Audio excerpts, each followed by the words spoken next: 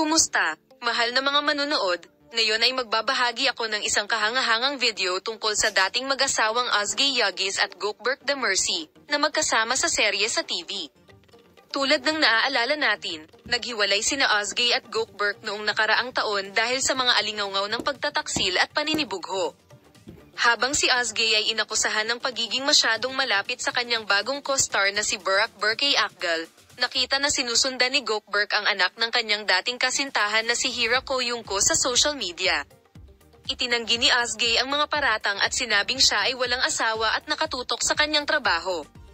Bukod dito, ang punto kung saan nais niyang igalang ang lahat ng kasangkot ay ang Gökberk ay nanatiling tahimik at hindi nagkomento sa paghihiwalay.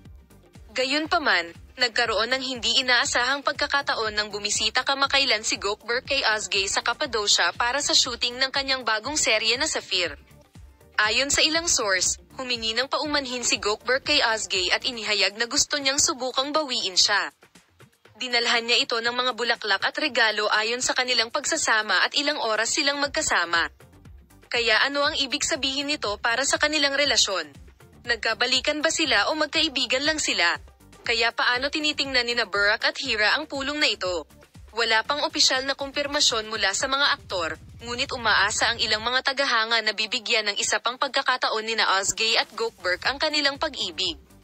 Ang iba naman ay nagdududa at iniisip na publicity stunt lang ito para tumaas ang ratings ng kanilang palabas. Kaya, ano ang palagay mo tungkol dito? Sa palagay mo ba ay nagkasundo na sina Ozgie at Gökberk o mas gusto nilang makasama ang ibang mga kasosyo? Ipapakita ko sa iyo ang mga pag-unlad sa paksa.